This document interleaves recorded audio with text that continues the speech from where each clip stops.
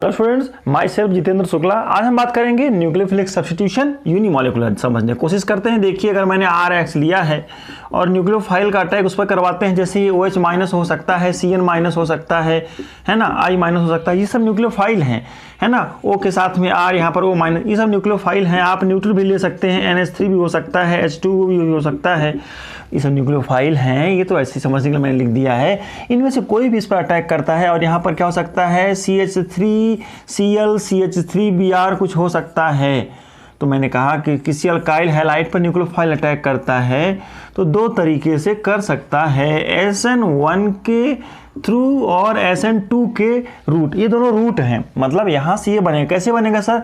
यहाँ पर X में डेल्टा निगेटिव, यहाँ डेल्टा पॉजिटिव चार्ज आएगा क्योंकि X इज मोर इलेक्ट्रोनिगेटिव। तो ये क्या बनाएगा, ये न्यूक्लियोफाइल इस पर अटैक कर देगा, इसका निगेटिव इसका पॉजिटिव। तो कुछ नहीं करना है, R के साथ क्या बन जाएगा, NU। यहाँ बाहर क्या जाएगा, X माइनस जाएगा। तो चाहे आप इस मैकेनिज्म से जाएगा कि इस मैकेनिज्म से। अब देखिए, आपके पास ऑप्शन है, आप कैसे पहचानेंगे कि ये अल्काइल हैलाइड SN1 के थ्रू ये प्रोडक्ट बनाएगा कि SN2 के थ्रू ये प्रोडक्ट बनाएगा। प्रोडक्ट तो यही बनेगा, RNU X माइनस, है ना। लेकिन कौन सा रूट फॉलो करेगा वो हमको समझना है। इसको समझने के लिए हम इसके मैकेनिज्म को समझने की कोशिश करते हैं। अल्काइल क्या क्या फैक्टर है जो हमें डिसाइड करेंगे कि कौन सा रूट फॉलो करेगा। देखिए, नंबर 1 है nature of alkyl halide, primary है कि सेकेंडरी है कि टर्सरी है। दूसरा, what is the medium of solvent, मतलब पोलर प्रोटिक सॉल्वेंट है, नेचर ऑफ सॉल्वेंट पर डिपेंड करता है।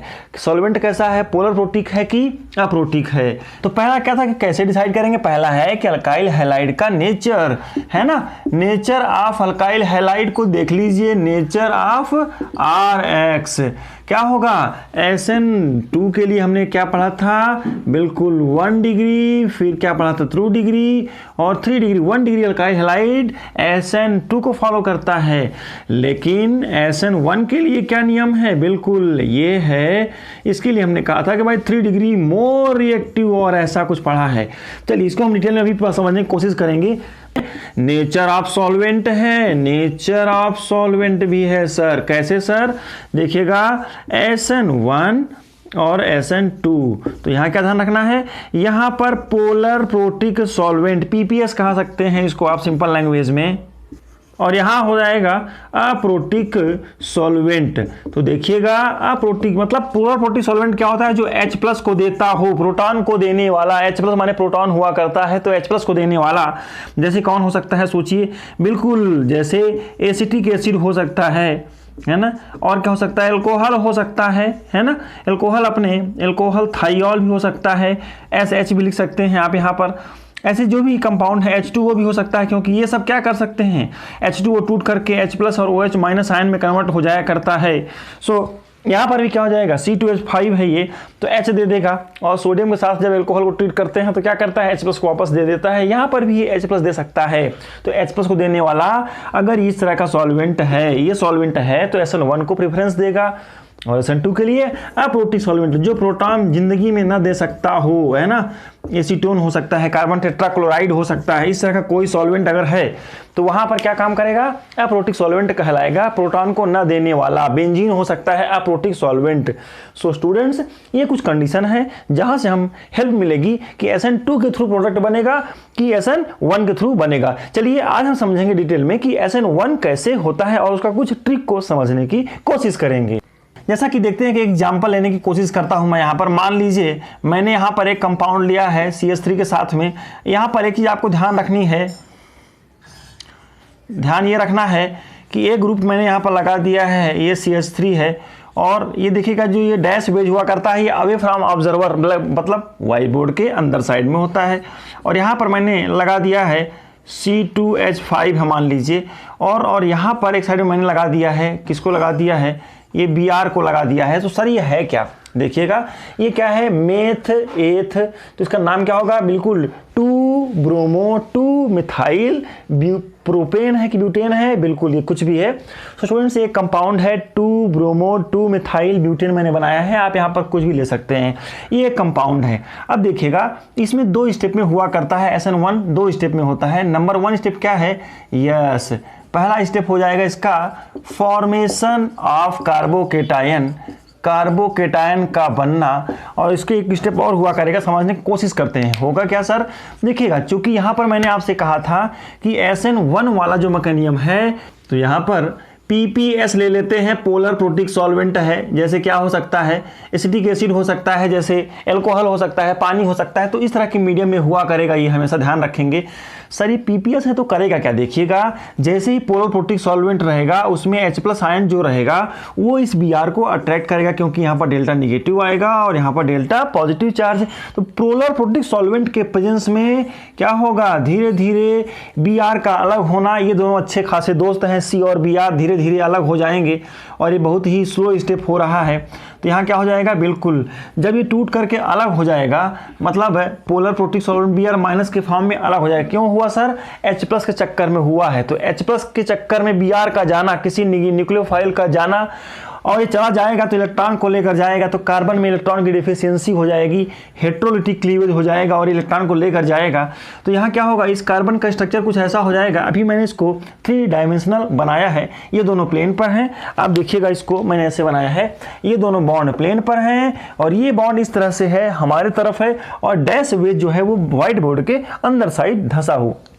चलिए, तो ये अंदर है और ये जो सॉलिड वेज है, ये जो सॉलिड वेज है वो हमारे तरफ है। स्टूडेंट्स, जब ये इलेक्ट्रॉन चला जाएगा तो यहाँ पर क्या हो जाएगा, ध्यान से देखिएगा, बिल्कुल यहाँ पर इसका स्ट्रक्चर कुछ ऐसा हो जाएगा, CH3 के साथ में C2H5 हो जाएगा। सर ये क्या हो गया है, अरे भाई हमने पढ़ा था कि यहाँ पर जब स्ट्रक्चर जो होता है कार्बोकेटायन, इसका हाइब्रिडेशन कैसा होगा, sp2 होगा, क्योंकि 3 सिग्मा बॉन्ड है, तो 3 सिग्मा बॉन्ड मतलब sp2 हाइब्रिडेशन। और स्ट्रक्चर कैसा होता है इसका, यस, इसका स्ट्रक्चर होता है ट्राइगोनल प्लेनर। चलिए, ट्राइगोनल प्लेनर क्या स्ट्रक्चर होता है समझिए। ये स्ट्रक्चर ऐसा है, ये एक यहाँ पर है और ये एक यहाँ पर है, मतलब तीनों के तीनों बॉन्ड प्लेन पर बने हुए हैं, आप समझिए इसको, यस। और इनके बीच का बॉन्ड एंगल कितना है, 120 डिग्री, यहाँ से 120 डिग्री, यहाँ से 120 डिग्री। अब ये खास बात है, कार्बोकेटायन जितने भी होते हैं, इस तरह के कार्बोकेटायन हमेशा प्लेनर होते हैं। कैसे, ट्राइगोनल प्लेनर। एक मजे की बात है, न्यूक्लियोफाइल यहां से भी अटैक कर सकता है और न्यूक्लियोफाइल इस साइड से भी अटैक कर सकता है, मतलब इसमें ऑप्शंस हैं। तो ट्राइगोनल प्लेनर स्ट्रक्चर जो होते हैं कार्बोकेटायन का, ये अलाउ करते हैं कि न्यूक्लियोफाइल किसी भी साइड से, इधर साइड से अटैक कर सकता है। चलिए, मैंने यहाँ पर कहा पहले स्टेप में फॉर्मेशन ऑफ कार्बोकेटायन हुआ है ना, और ये बहुत ही स्लो स्टेप हुआ करता है, स्लो स्टेप है, इसीलिए को रेट डिटरमाइनिंग स्टेप कहा करते हैं। और एक बात है कि अगर ये रिएक्शन के बारे में हम लिखूंगे SN1 के थ्रू हो रही है, तो rate of reaction is determined by सोलेली only by the alkyl halide. यहाँ पर केवल it is the dominant factor which decide the rate of reaction. इसमें से कार्बोकेटायन जब तक बनेगा नहीं तब तक रिएक्शन आगे नहीं होगी। तो it is called first order kinetic unimolecular, one molecule only decide the rate of reaction. तो आपसे कहा जाए what is the order of reaction, it is first order reaction. अगर कोई अल्काइल हैलाइड न्यूक्लियोफिलिक सब्स्टिट्यूशन कर रहा है और नया कंपाउंड बना रहा है SN1 मैकेनिज्म के थ्रू, हमेशा उसका ऑर्डर क्या होगा, फर्स्ट ऑर्डर रिएक्शन। चलिए, इसका सेकंड स्टेप क्या होगा, yes, that is the nucleophilic attack. कहां पर, ऑन कार्बोकेटायन। न्यूक्लियोफिलिक अटैक का कार्बोकेटायन, मतलब मैंने यहाँ पर कार्बोकेटायन को लिया और ये हमें अच्छे से पता होना चाहिए कार्बोकेटायन है। अब एक बात देखिएगा, न्यूक्लियोफाइल का मतलब क्या है। यहाँ पर मैंने न्यूक्लियोफाइल तो लिया ही नहीं है, मैं यहाँ पर रिएक्शन को लिखता हूँ इसी को कि CH3, C के साथ में यहाँ पर लगा दिया मैंने Br, और यहाँ पर क्या लगा देता हूँ CH3, और यहाँ पर C2H5 लगा देता हूँ, और मैं यहाँ रिएक्शन करवा रहा हूँ OH- के थ्रू। कोई अल्काइल हैलाइड है जो OH- या कोई Cn- कुछ भी हो सकता है, SN1 के थ्रू यहाँ क्या बनाएगा C2H5, और यहाँ क्या बन जाएगा, बिल्कुल Br- यहाँ से बाहर निकल जाएगा। तो देखिएगा, ये एक रिएक्शन है, ये रिएक्शन है SN1 के थ्रू हो रही है। तो इसका मैकेनिज्म हमसे पूछा गया है कि ये कैसे हो रही है। हालांकि इस मैकेनिज्म को समझने के बाद आप ये you will be able to decide कि SN1 से क्यों होता है, SN2 से क्यों नहीं करता हूँ मैं। इस मैकेनिज्म को समझने के बाद आप ये बता पाएंगे। चलिए, हमने कहा न्यूक्लियोफिलिक अटैक, पहले स्टेप में क्या कहा, फॉर्मेशन ऑफ कार्बोकेटायन हुआ है। देखिएगा, धीरे से Br BR का जाना, निगेटिव चार्ज का जाना और ये इस तरह से कार्बोकेटायन का बनना, ये रेट डिटरमाइनिंग स्टेप है। रेट डिटरमाइनिंग स्टेप कहा करते हैं, और जब ये कार्बोकेटायन बन गया तो इसको तो इलेक्ट्रोफाइल की तरह काम करेगा, इसको तो किसी न्यूक्लियोफाइल की तलाश है। वहाँ यहाँ पर न्यूक्लियोफाइल कौन आ गया है, बिल्कुल OH-, हर पॉजिटिव को नेगेटिव की तलाश हुआ करती है। तो ध्यान से देखिएगा यहाँ पर क्या हो सकता है, अगर OH- इधर से अटैक करता है तो क्या हो जाएगा, देखिएगा बिल्कुल तब ये बनेगा C के साथ में H। इसका कन्फ्यूजन कैसा हो जाएगा, ध्यान से देखिएगा, इधर से करता है अटैक तो क्या हो जाएगा, बिल्कुल तब आपका स्ट्रक्चर में कोई चेंज नहीं आएगा। और यहाँ पर आपने क्या लिखा था इस साइड में, बिल्कुल CH3, और जिधर साइड में जो था वही रहेगा C2H5। जिस साइड में पहले से न्यूक्लियोफाइल था उसी साइड से अटैक किया है तो क्या बनेगा, बिल्कुल वही साइड पर वो लग जाएगा OH-। तो it is an alcohol, it is an alcohol. और क्या हुआ, अब देखिए जिस साइड पहले से न्यूक्लियोफाइल लगा हुआ था, ये दोनों ऐसे सिस्टम में थे, और यहाँ क्या हुआ है, उसी साइड में लगा हुआ है, जिस साइड में BR लगा था उसी साइड में OH लग गया है। यहाँ पर एक नई चीज देखते हैं क्या हो सकता है। सर ये रूट नंबर A है, अगर ये न्यूक्लियोफाइल इधर से अटैक करता, अगर ये OH- इधर से अटैक करता तब क्या करते हैं आप बताइए, बिल्कुल तब हम क्या करते, H के साथ में इधर से अटैक करेगा तो कन्फिगरेशन पलट जाएगा। ध्यान से देखिएगा, इस तरह से यहाँ CH3 लग जाएगा और यहाँ पर C2H5 और OH- लेफ्ट साइड में लगेगा। सर इसका क्या कॉन्सेप्ट है, देखिएगा यहाँ पर दो चीजें हो रही हैं। क्या सर दो चीजें क्या हो रही हैं, देखिएगा ये इसका कॉन्फ़िगरेशन है, जैसा था वैसा ही है। देखिए दोनों CH3 और C2H5 इस साइड में थे उसी साइड में हैं, और Br की जगह पर OH लग गया है। तो यहाँ पर इसके कॉन्फ़िगरेशन में कोई चेंज नहीं हुआ है। इसको कहते हैं रिटेंशन ऑफ कॉन्फ़िगरेशन। हम बाद में पढ़ेंगे इसको स्टीरियो केमिस्ट्री में। रिटेंशन मतलब स्वभाव में बदलाव ना होना, रिटेंशन ऑफ कॉन्फ़िगरेशन कहा जाता है इसको, है ना। उसके स्वभाव में, उसके कॉन्फ़िगरेशन में कोई बदलाव ना हो पाना। तो जिस साइड BR लगा है उसी साइड में न्यूक्लियोफाइल का लग जाना, ये कहलाएगा रिटेंशन ऑफ कॉन्फ़िगरेशन। और यहाँ पर क्या हो रहा है, ये कॉन्फ़िगरेशन ऐसा था और ये ऐसा हो गया है। आप समझिए, ये पहले ऐसा था और ये ऐसा हो गया है यहाँ पर, है ना। पहले इस साइड में था, ये देखिए यहाँ पर, देखिए यहाँ ऐसा था ये, और CH3 C2H5 पलट के उधर चले गए हैं, और OH BR के अपोजिट साइड में लगा है। इसमें क्या होता है, न्यूक्लियोफाइल के आने से इसमें इट इज कॉल्ड, न्यूक्लियोफाइल के आने से इसमें इन्वर्जन हो गया तो क्या कहलाएगा, ये बिल्कुल ही कहलाएगा इन्वर्जन ऑफ कॉन्फ़िगरेशन। तो देखिएगा स्टूडेंट्स, हमें दो तरह के प्रोडक्ट मिलेंगे, प्रोडक्ट नंबर A और प्रोडक्ट नंबर B। ये हमें दो तरह के सब्सटेंस मिलेंगे A और B। इसी कार्बोकेटायन से एक प्रोडक्ट ऐसा बन रहा है जिसमें रिटेंशन ऑफ कॉन्फ़िगरेशन हो रहा है ना। मतलब जैसा था ये वैसा का वैसा बन जा रहा है। नए दोस्त के आने से उसके स्वभाव में, उसके स्ट्रक्चर में कोई चेंज नहीं हुआ। वो क्या कहलाएगा, रिटेंशन ऑफ कॉन्फ़िगरेशन, है ना। आप बहुत पैसे वाले बन गए हैं तो आपके स्वभाव में रिटेंशन ऑफ कॉन्फ़िगरेशन होना चाहिए। मतलब ऐसा नहीं कि हम शोबाजी ज़्यादा करें। अच्छा, ये रिटेंशन ऑफ कॉन्फ़िगरेशन होगा। किसी की शादी हो गई, शादी के बाद लोग कभी कभी बदल जाते हैं, है ना। तो मेल फीमेल दोनों में से कोई भी उसके स्वभाव में चेंज आ जाता है तो क्या कहलाएगा वो, that is called inversion of configuration. स्वभाव बदल गया है, लेकिन जैसा पहले थे वैसे बाद में भी हैं। नए दोस्त के आने से भी उनके स्वभाव में कोई फर्क नहीं पड़ा है तो क्या कहलाएगा, रिटेंशन ऑफ कॉन्फ़िगरेशन। जिस साइड न्यूक्लियोफाइल लगा था उसी साइड में लग गया है तो क्या कहलाएगा, रिटेंशन ऑफ कॉन्फ़िगरेशन। लेकिन न्यूक्लियोफाइल अपोजिट साइड से लग गया है। देखिए ये तो ट्राइगोनल प्लानर स्ट्रक्चर है, इसमें दोनों साइड से, किसी भी साइड से OH- अटैक कर सकता है ना। तो एक डब्बे में मैंने बहुत सारे मॉलिक्यूल OH के भर दिए हैं और कार्बोकेटायन के भर दिए हैं, तो किसी भी साइड से OH अटैक करेगा और इस तरह से मुझे क्या मिलेगा, यस दो तरह के प्रोडक्ट मिलेंगे। लेकिन ध्यान रखेंगे अगर ये दोनों प्रोडक्ट इक्वल अमाउंट में बनते हैं, यहाँ पर इक्वली ही बनेंगे स्टूडेंट्स। तो देखिएगा ऐसा कहा जाता है कि 50% A और 50% और 50%, 50% A वाला बना है और 50% B वाला बना है। A और B के 50-50 रेशियो के मिक्सचर को कहते हैं रेसमिक मिक्सचर। क्या कहते हैं स्टूडेंट्स, रेसमिक मिक्सचर कहा जाता है। इसके बारे में बाद में डिटेल में पढ़ेंगे, ऑप्टिकल एक्टिव है कि नहीं है। है ना। तो स्टूडेंट्स आगे देखते हैं हमने क्या समझा। आज हमने देखा कि कार्बोकैटायन क्या होता है और न्यूक्लियोफिलिक अटैक होता है तो किस तरह से दो प्रोडक्ट बन सकते हैं।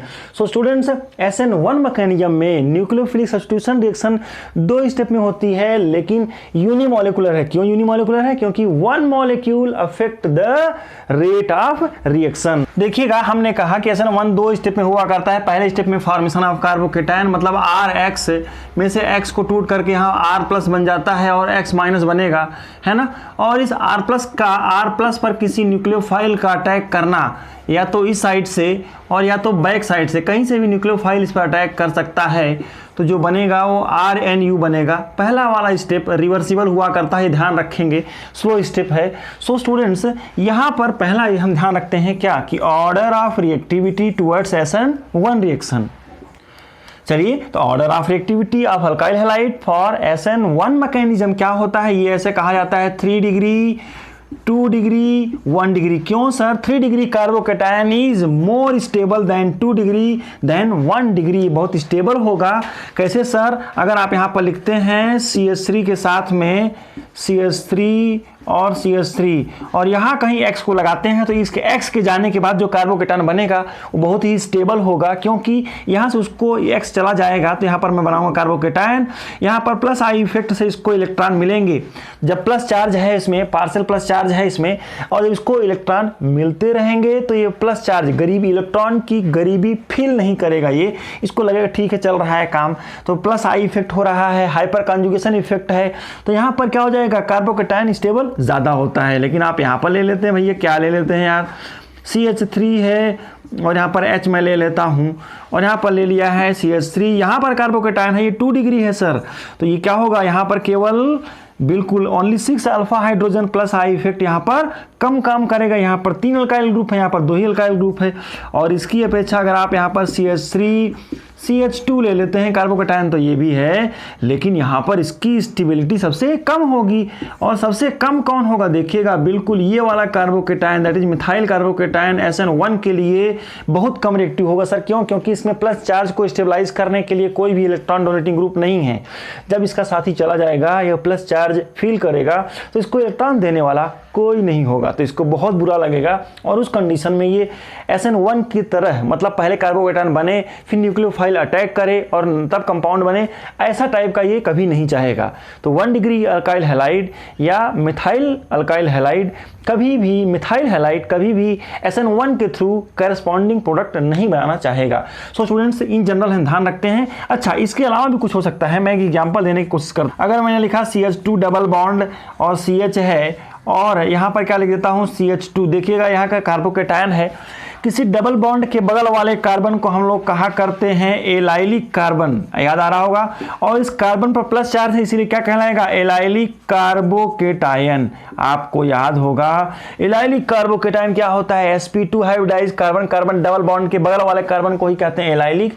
यहाँ पर एक खास बात है, क्या खास बात है सर, अरे रेजोनेंस के कारण ये बॉन्ड शिफ्ट हो सकता है यहाँ पर, और जब ये इलेक्ट्रॉन यहाँ चला जाएगा तो इस कार्बन को तो नुकसान नहीं होगा, लेकिन यहाँ पर हल्का सा प्लस चार्ज आ जाएगा और फिर क्या हो जाएगा, डबल बॉन्ड शिफ्ट यहाँ हो गया और CH2। देखिएगा रेजोनेंस के कारण 2 तरह के स्ट्रक्चर हो सकते हैं। तो आपने पढ़ा है greater the delocalisation of charge greater the stability. यहाँ पर रेजोनेंस की स्टेबिलिटी के लिए कार्बोकैटायन कुछ भी किसी हद तक जाने को तैयार है, मतलब 3 डिग्री 2 डिग्री से भी ज्यादा रिएक्टिव कौन होगा, yes allylic carbocation is most reactive, ध्यान रखेंगे। और एग्जांपल लेता हूं मैं, यहाँ पर तो रेजोनेंस के 2 ही स्ट्रक्चर बन रहे हैं, कुछ और एग्जांपल ले लेता हूं मैं। मान लीजिए मैंने ले लिया है, ध्यान से देखिएगा CH2 है और यहाँ पर बेंजीन की रिंग बना लेते हैं। तो देखिएगा क्या हो जाएगा, बेंजीन की रिंग बनने से ये देखिएगा ध्यान से, यहाँ पर बेंजीन रिंग शिफ्ट करेगा इलेक्ट्रॉन को, यहाँ पर अब क्या बनेगा स्ट्रक्चर CH2 डबल बॉन्ड और इस तरह का स्ट्रक्चर मुझे मिलेगा। क्या हो जाएगा, इसका ये बॉन्ड शिफ्ट हो गया है, प्लस चार्ज यहाँ पर आ गया है, देखिएगा। तो ऐसे और स्ट्रक्चर आप बनाएंगे। कहने का मतलब यह है कि रेजोनेंस की स्टेबिलिटी इस वाले में भी मिलती है, एलाइलिक वाले में भी मिलती है। और इसको कौन सा कार्बन कहते हैं, इसको कहते हैं बेंजाइलिक कार्बन, या क्या कहते हैं, benzylic carbocation. Benzylic carbocation is more stable. तो ध्यान रखेंगे एलाइलिक हो या बेंजाइलिक होते हैं, ये बेंजाइलिक है ध्यान रखेंगे एलाइलिक और बेंजाइलिक यहाँ पर लिख लेंगे अलग से कि भैया एलाइलिक और बेंजाइलिक इन दोनों की स्टेबिलिटी लगभग सेम होती है, बेंजाइलिक की थोड़ी ज़्यादा होती है। सो स्टूडेंट्स, एलाइलिक और बेंजाइलिक कार्बोकेटायन जो बना करते हैं correspondingly they are more stable. क्यों सर? Due to resonance. पूरी केमिस्ट्री में रेजोनेंस यहाँ पर +3, ये 3 डिग्री अल्काइल हैलाइड क्यों स्टेबल है? क्योंकि प्लस आई इफेक्ट के कारण। ध्यान रखेंगे दैट इज रेजोनेंस की स्टेबिलिटी बाकी सारे स्टेबिलिटी से बहुत ज़्यादा होती है। कहने का मतलब यह हुआ कि प्लस चार्ज जितना ज़्यादा डीलोकलाइज हो पाएगा, प्लस चार्ज और भी डीलोकलाइज होगा। देखिए यहाँ पर शिफ्ट होकर के ये इलेक्ट्रॉन यहाँ शिफ्ट होगा और आगे इसके और भी रेजोनेंस स्ट्रक्चर बनेंगे। आप खुद से बनाने की कोशिश करेंगे। प्लस चार्ज यहाँ पर आएगा और यहाँ पर CH2 है। आगे क्या होगा? अगले स्टेप में प्लस चार्ज को ये सेटिस्फाई करेगा और इस तरह से रेजोनेंस स्ट्रक्चर इसके बहुत सारे बनेंगे। इसका एक कॉन्सेप्ट भी हुआ करता है, greater the number of resonating structure greater the stability of charge. और अगले स्टेप में क्या हो जाएगा? बिल्कुल ये प्लस चार्ज यहाँ पर आएगा और पहले वाला जैसे स्ट्रक्चर मिल जाएगा। कहने का मतलब क्या हुआ स्टूडेंट्स कि यहाँ पर greater the delocalisation of charge greater the stability of corresponding carbocation. So students, ये कार्बोकेटायन की स्टेबिलिटी को लेकर के था और जितना आसानी से कार्बोकेटायन बनेगा उतना आसानी से रिएक्शन फॉरवर्ड डायरेक्शन में जाएगी और न्यूक्लियोफिलिक सब्स्टिट्यूशन हो पाएगा। तो पहला फैक्टर क्या था कि stability, order of reactivity. Number 2 factor भी यहीं पर लिख लेते हैं क्या? अल्काइल हैलाइड का नेचर मतलब RI और RBr में से, ध्यान से देखिएगा, RI और RBr में से कौन ज़्यादा रिएक्टिव होगा? देखिएगा I का बॉन्ड लेंथ ज़्यादा है तो आसानी से टूट जाएगा। बेटर द लीविंग ग्रुप, जितना आसानी से X जाएगा उतना आसानी से कार्बोकेटायन बनेगा। तो better the leaving group, better the reactivity. RBr से कौन हो जाएगा? बिल्कुल RCl। और सबसे कम रिएक्टिव कौन होगा? Yes RF। क्यों? यहाँ बॉन्ड लेंथ ज़्यादा है तो लिविंग ग्रुप बहुत अच्छा है। सो स्टूडेंट्स, हम बात कर रहे थे कि अल्काइल हैलाइड की रिएक्टिविटी में क्या फ़र्क पड़ेगा। तो नंबर 1 था that is the nature of alkyl halide, है ना, 3 डिग्री 2 डिग्री 1 डिग्री। अगर ये सब है तो और अच्छा होगा। दूसरा क्या था? Nature of halide ion. तो चलिए स्टूडेंट, हमने क्या देखा? कार्बोकेटायन बनता है और न्यूक्लियोफिलिक अटैक हो जाता है। एक बात है यार, यहाँ पर जो कार्बोकेटायन बनता है ये क्या कहलाएगा? ये इंटरमीडिएट स्टेट कहलाती है। इंटरमीडिएट है और इसको आइसोलेट करना थोड़ा मुश्किल होता है, लेकिन ध्यान रखेंगे जहां कहीं इंटरमीडिएट बनता है वहां पर रीअरेंजमेंट होने के चांसेस हुआ करते हैं। ध्यान रखेंगे। चलिए थोड़ा सा समझने की कोशिश करते हैं कि रीअरेंजमेंट क्या होता है और किस तरह से कार्बोकेटायन का स्ट्रक्चर ही बदल जाता है रीअरेंजमेंट होने से। समझने की कोशिश करते हैं। देखिएगा यहाँ पर मैंने एक प्रोडक्ट लिखा है, ये क्या होगा? 2-ब्रोमो 2-मिथाइल ब्यूटेन एक कंपाउंड है। अगर इसको मैं OH- से ट्रीट करता हूँ, अगर इसको मैं एक्वस NaOH से ट्रीट करता हूँ तो करस्पॉन्डिंग प्रोडक्ट आप क्या एक्सपेक्ट करते हैं? आप यही एक्सपेक्ट करते हैं कि CH3 बन जाएगा और यहाँ पर H लग जाएगा और यहाँ पर क्या लग जाएगा? OH लग जाएगा और H बनेगा, है ना, और यहाँ पर CH3। देखिएगा इस Br के जाने से यहाँ पर OH का लग जाना। इसके अलावा एक्सपेरिमेंटली देखा गया है कि इसके अलावा भी एक प्रोडक्ट बनता है, that is the product CH3 के साथ में OH यहाँ पर लग जाता है और यहाँ क्या बन जाता है? CHH और CH3। ध्यान रखेंगे इट इज मेजर प्रोडक्ट और दिस इज माइनर प्रोडक्ट। आपको जान के आश्चर्य होगा, सर ये मेजर कैसे हो गया? OH जहां पर लगा है कार्बोकेटायन यहां पर बनेगा और ये कैसे बन गया? चलिए इसको समझने की कोशिश करते हैं। यहां पर ये SN1 के थ्रू हुआ है क्योंकि 2 डिग्री अल्काइल हैलाइड है, SN1 के थ्रू हुआ है और आपसे पूछा गया कि ये मेजर प्रोडक्ट है तो क्यों ये मेजर हुआ सर? इसके लिए हम समझने की कोशिश करेंगे, पढ़ने की कोशिश कर रहे हैं। यस, रीअरेंजमेंट इन कार्बोकेटायन। कार्बोकेटायन में रीअरेंजमेंट हुआ करता है। ये बहुत ज़्यादा डिटेल में दिया नहीं हुआ है ना। इसको कहते हैं हाइड्राइड शिफ्ट भी कहते हैं, हाइड्राइड और मिथाइल शिफ्ट कहते हैं। सर ये क्या होता है? ये देखिएगा, इसको 1-2 हाइड्राइड शिफ्ट या 1-2 मिथाइल शिफ्ट भी कहते हैं। समझने की कोशिश करते हैं। मैं इसको बनाता हूँ यहाँ पर। देखिएगा CH3 के साथ में CH3 है, यही स्ट्रक्चर को मैं बना लेता हूँ। पहला स्टेप पोलर प्रोटिक सॉल्वेंट के प्रेजेंस में होगा और स्टेप में क्या हो जाएगा? देखिएगा यहाँ पर CH3 बन जाएगा और H रहेगा और साथ में यहाँ पर क्या हो जाएगा? प्लस चार्ज बन जाएगा, Br चला जाएगा और यहाँ पर H है और CH3 है।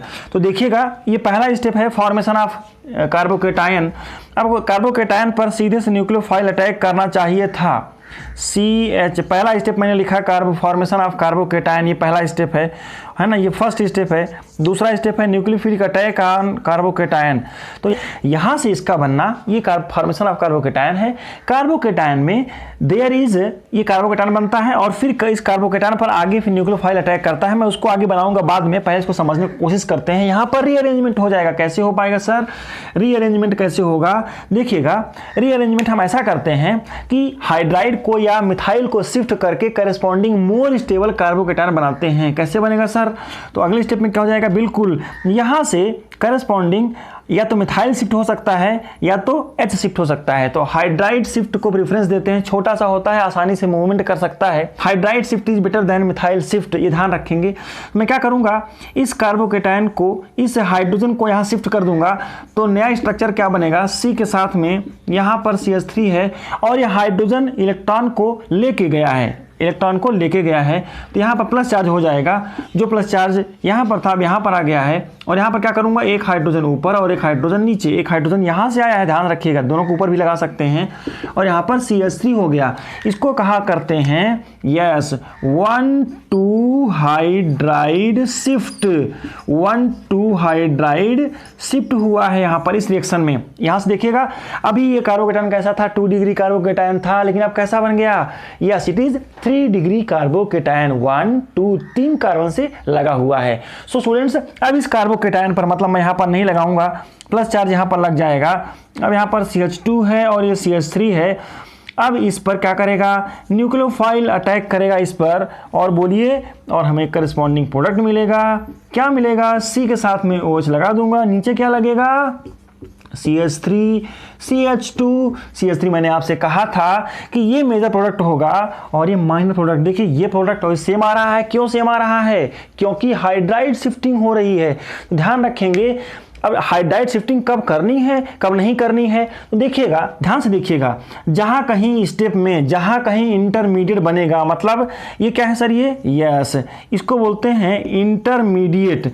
जहाँ कहीं इंटरमीडिएट स्टेप बनता है, इंटरमीडिएट होता है, इंटरमीडिएट स्टेप होती है, इंटरमीडिएट स्टेप में कार्बोकेटायन बनता है। जहाँ कहीं इंटरमीडिएट स्टेप में कार्बोकेटायन बनता है, वहाँ पर रीअरेंजमेंट हो सकता है। इसको लिख लीजिए, रीअरेंजमेंट हो सकता है। Rearrangement is possible wherever there is intermediate state। लेकिन SN2 के मैकेनिज्म में इंटरमीडिएट नहीं बनता है, उसको कहते हैं ट्रांजिशन स्टेट, है ना। ट्रांजिशन स्टेट में कोई कार्बोकेटायन नहीं बनता है। समझते हैं ट्रांजिशन स्टेट क्या होती है? मैं यहाँ पर मानने की कोशिश करता हूँ। अब इंटरमीडिएट स्टेट क्या होती है? CH3X है, और अगर इस पर कोई OH माइनस अटैक करता है तो क्या हो जाएगा? ये H है, और यहाँ पर क्या हो जाएगा? बिल्कुल यहाँ पर लगेगा H, यहाँ पर H, और धीरे धीरे यहाँ पर क्या हो जाएगा? बोलिए, X यहाँ से जाएगा और धीरे धीरे यहाँ पर OH आने की कोशिश करेगा, बैक साइड से आता है, ध्यान रखिएगा। तो इसको क्या कहते हैं students? Yes, it is transition state. ध्यान से रखेंगे, इसको कहते हैं transition state. It is not intermediate, क्योंकि यहाँ पर कार्बन की पेंटावैलेंसी है। और मैं इसको आगे बनाऊंगा तो आगे क्या बनेगा? बिल्कुल, तो ध्यान से देखिएगा, इसको मैं यहाँ पर लिख देता हूँ। अब यहाँ से क्या हो जाएगा? बिल्कुल यहाँ से H है और यहाँ पर OH है, H और H यहाँ पर लग जाएगा। तो देखिएगा, ये ट्रांजिशन स्टेट है, SN2 के थ्रू हो रहा है। ये कौन सी मैकेनिज्म है? ये SN2 है सर। किसी अल्काइल हैलाइड का OH के अटैक से इन ट्रांजिशन स्टेट में आता है, फिर करेस्पॉन्डिंग एल्कोहल का बन जाना। ये क्या है सर? ये ट्रांजिशन स्टेट के थ्रू होता है। यहाँ पर रीअरेंजमेंट नहीं हो सकता है। जिस रिएक्शन में ट्रांजिशन स्टेट बनती हो, पेंटावैलेंसी ऑफ कार्बन दिखती हो, वहां पर कहते हैं ट्रांजिशन स्टेट। ध्यान रखेंगे, तो SN2 में ट्रांजिशन होता है, ट्रांजिशन स्टेट बनती है, और वहां पर रीअरेंजमेंट नहीं हो सकता है। लेकिन जिस स्टेप में इंटरमीडिएट बनता है ना, मतलब जो 2 स्टेप की रिएक्शन है, फॉर्मेशन ऑफ कार्बोकेटायन और न्यूक्लियोफिलिक अटैक, 2 स्टेप की रिएक्शन है, तो पहले स्टेप में कार्बोकेटायन बनेगा और कार्बोकेटायन इंटरमीडिएट हुआ करता है। यहां पर चांसेस होते हैं रीअरेंजमेंट के। सो स्टूडेंट्स, टेक केयर, कब हमें रीअरेंजमेंट करना है? जहां कहीं इंटरमीडिएट बनेगा, कार्बोकेटायन बनेगा, वहां पर रीअरेंजमेंट करना है। हाइड्राइड शिफ्ट या मिथाइल शिफ्ट कर सकते हैं। चलिए एक एग्जांपल मिथाइल शिफ्ट को समझने की कोशिश करते हैं। चलिए देखते हैं। ये एक कंपाउंड है जिस पर अल्काइल हैलाइड अटैक करने वाला है। ये अल्काइल हैलाइड है, अगर इस पर OH का अटैक होता है तो स्लो स्टेप बनेगा। तो क्या बनेगा देखिएगा, पहला स्टेप होगा फॉर्मेशन ऑफ कार्बोकेटायन। मैं यहाँ पर कार्बोकेटायन मारने की कोशिश करता हूँ, CH3 है, और Br के जाने के बाद यहाँ पर प्लस चार्ज आ जाएगा स्टूडेंट्स, और ये H है, और यहाँ पर क्या बन जाएगा, CH3 है। तो देखिएगा फर्स्ट स्टेप ये है। अब यहाँ पर ये 2 डिग्री कार्बोकेटायन है, और यहाँ पर चांसेस क्या है, ये इंटरमीडिएट है कि ट्रांजिशन स्टेट है? बिल्कुल ये एक इंटरमीडिएट है। और मैंने कहा है जहाँ कहीं इंटरमीडिएट होता है, SN2 वाले में SN1 के मैकेनिज्म में इंटरमीडिएट बना करता है स्टूडेंट्स, इंटरमीडिएट है। तो यहाँ पर 1,2 हाइड्राइड शिफ्ट होगा कि मिथाइल हाइड्राइड तो है ही नहीं, क्या कुछ रीअरेंज कर दें कि कार्बोकेटायन ज़्यादा डिग्री का बन जाए, मोर स्टेबल बन जाए। तो बिल्कुल मैं यहाँ क्या करता हूँ, बिल्कुल दैट इज 1,2 मिथाइल शिफ्ट। मैं यहां पर कर देता हूं 1,2 मिथाइल शिफ्ट, मतलब ये मिथाइल ग्रुप यहां पर शिफ्ट हो जाता है। और यहां पर क्या बनेगा, CH3 के साथ में यहां प्लस चार्ज आ जाएगा स्टूडेंट्स, और CH3, और यहां बोली क्या बनेगा, यस, यहां क्या बनेगा, सूची फटाफट, यस, C के साथ में यहां CH3 लग जाएगा, और CH3H में कोई चेंज नहीं आएगा। ध्यान से देखिएगा CH3 को मैंने बदला है स्टूडेंट्स, पहले ये यहाँ पर था तो 2 डिग्री कार्बोकेटायन था, अभी ये 3 डिग्री कार्बोकेटायन बन गया है, 1, 2, 3 डिग्री कार्बोकेटायन है, और इट इज मोर स्टेबल। ये कार्बोकेटायन है पहला स्टेप, और अब इस पर OH माइनस अटैक करेगा, तो ये कार्बोकेटायन पर करेगा। बिल्कुल सेकंड स्टेप, पहला स्टेप था फॉर्मेशन ऑफ कार्बोकेटायन, दूसरा स्टेप है न्यूक्लियोफिलिक अटैक ऑन कार्बोकेटायन। तो हमें यहाँ स्ट्रक्चर क्या मिलेगा, CH3 के साथ में यहाँ पर OH लग जाएगा कार्बोकेटायन की जगह पर, निगेटिव को पॉजिटिव की तलाश है, और CH3, और यहाँ क्या बनेगा, ध्यान से देखिएगा, CH3, और यहाँ बनेगा CH3। ध्यान से देखिएगा ये कैसे हो रहा है, दोनों ही SN1 के थ्रू हो रहे हैं। ध्यान से रखेंगे, दोनों ही SN1 के थ्रू हो रहे हैं, तो ये प्रोडक्ट बन रहा है। क्यों सर, क्योंकि इंटरमीडिएट बनता है, और इंटरमीडिएट में हाइड्राइड शिफ्ट या मिथाइल शिफ्ट होने के चांसेस होते हैं। यहाँ पर हाइड्राइड शिफ्ट होने के चांसेस नहीं थे, क्योंकि यहाँ से हाइड्रोजन लाते तो प्राइमरी कार्बोकेटायन बन जाता, और यहाँ से हाइड्रोजन तो है ही नहीं, तो मिथाइल शिफ्ट को कर लिए हैं हम लोग, ध्यान रखेंगे। तो रीअरेंजमेंट कहाँ पॉसिबल है, जहाँ कहीं इंटरमीडिएट स्टेप बनता है, और कहाँ होता है वो SN1 में होता है। अच्छा एक बात है, एक लास्ट लाइन है, अगर यही रिएक्शन SN2 में होती तो क्या होता, ध्यान से देखिएगा। अगर यही रिएक्शन SN2 से होती है तो हमें यहाँ क्या मिलेगा, CH3 के साथ में CH3, कोई रीअरेंजमेंट नहीं हो सकता है, जहां Br लगा है वहीं पर OH लग जाएगा, H है और CH3। तो SN1 में ट्रांजिशन स्टेट बनती है, वहां पर रीअरेंजमेंट नहीं हो सकता है। SN2 में क्या रखना है, नो रीअरेंजमेंट। क्यों सर, यहाँ पर नो रीअरेंजमेंट क्यों सर, क्योंकि यहाँ पर क्या होती है, यस, ट्रांजिशन स्टेट होती है, एक से दूसरे में चेंज होता है, और वो बहुत फास्ट होता है, उसके बहुत फास्ट स्टेप है वो ट्रांजिशन स्टेट में। No transition state because no rearrangement, because transition state बनती है बीच में। और यहाँ पर क्या हो रहा है, यस, SN1 है, और अगर आपने यहाँ पर OH दे दिया है, यहाँ पर OH दे दिया है इसके नेक्स्ट स्टेप में, है ना, तो SN2 SN1 दो स्टेप में हो रही है। पहला स्टेप फॉर्मेशन ऑफ कार्बोकेटायन, और फॉर्मेशन ऑफ कार्बोकेटायन में रीअरेंजमेंट हो जा रहा है, और इस तरह से मुझे इस तरह का अल्कोहल मिलेगा। और यहाँ पर जब SN2 हो जाता है, उसी रिएक्टेंट के लिए OH माइनस या करस्पॉन्डिंग कोई भी न्यूक्लियोफाइल, यहाँ पर भी न्यूक्लियोफाइल को मैं OH माइनस से दिया हूँ, यहाँ पर भी न्यूक्लियोफाइल OH माइनस, ये कुछ भी ले सकते हैं आप, तो करस्पॉन्डिंग OH लग जाएगा। सो स्टूडेंट्स, आई होप कि आपको ये समझ में आ गया होगा। वो वाला भी एग्जाम्पल आप ले सकते हैं, 2 ब्रोमो 2 मिथाइल ब्यूटेन है, अगर इसको मैं SN1 से OH माइनस अटैक करवाता हूँ तो SN1 में रीअरेंजमेंट होने के चांसेस होते हैं, क्योंकि उसमें क्या होता है, इंटरमीडिएट स्टेप बनती है। और यहाँ पर जो बनेगा स्टूडेंट्स, C के साथ में बिल्कुल ये C हाइड्राइड शिफ्ट हो जाएगा, हाइड्राइड शिफ्ट होगा इसमें, अभी हमने इसके पहले डिस्कस किया था इसके बारे में, अगर आपको याद हो, है ना। और बाकी जगह हाइड्रोजन का लग जाना, इस तरह का कंपाउंड बनेगा। इसका नाम क्या होगा, 2 ब्रोमो 2 मिथाइल ब्यूटेन हुआ है। लेकिन अगर यही चीज SN2 में, सर ये SN2 में होगा कैसे, अरे भैया SN2 की कंडीशन है पोलर प्रोटिक सॉल्वेंट होना चाहिए, तब SN1 हो जाएगा। और पोलर प्रोटिक सॉल्वेंट नहीं है, मतलब अप्रोटिक सॉल्वेंट है, जैसे एसीटोन है, कार्बन टेट्राक्लोराइड है, तब क्या हो जाएगा, SN2 हो जाएगा, है ना। अल्काइल हैलाइड तो मैंने सेम लिया है। अब यहाँ क्या डिफरेंस आएगा, यहाँ डिफरेंस आएगा कि nature of solvent, nature of solvent यहाँ PPM है, PP polar protic solvent, PPS है, तब यहाँ पर SN1 को फॉलो कर जाएगा। अगर PPS नहीं है, अप्रोटिक सॉल्वेंट है तो SN2 को फॉलो कर जाएगा। सर बनेगा क्या प्रोडक्ट? तो बिल्कुल कोई रीअरेंजमेंट नहीं, नो रीअरेंजमेंट, जहां Br लगा है वहीं पर न्यूक्लियोफाइल लग जाएगा। हमें क्या मिलेगा सर? बिल्कुल CH3 है, Br जहां पर लगा है मैं वहीं पर लगा दूंगा OH को, और हमें क्या मिलेगा स्टूडेंट? CH3 और H, और यहां क्या बन जाएगा? H। तो ध्यान से देखिएगा रीअरेंजमेंट कहां पॉसिबल है? SN1 में रीअरेंजमेंट हुआ, क्यों? क्योंकि यहां पर एक इंटरमीडिएट कार्बोकेटायन बनता है, 2 स्टेप की रिएक्शन है, और यहां पर इंटरमीडिएट कार्बोकेटायन नहीं बनता है, यहां पर ट्रांजिशन स्टेट आती है। चलिए आज की क्लास में हमने देखा कि SN1 रिएक्शन कैसे होती है, 2 स्टेप में होती है, पोलर प्रोटिक सॉल्वेंट के प्रेजेंस में होती है, और कभी कभी रीअरेंजमेंट भी पॉसिबल है इसमें, क्योंकि इसमें क्या है? इंटरमीडिएट स्टेट बनती है। चलिए स्टूडेंट्स, मिलते हैं अगले क्लास में, तब तक ऐसे कुछ क्वेश्चंस को सॉल्व करने की कोशिश करेंगे। Thank you.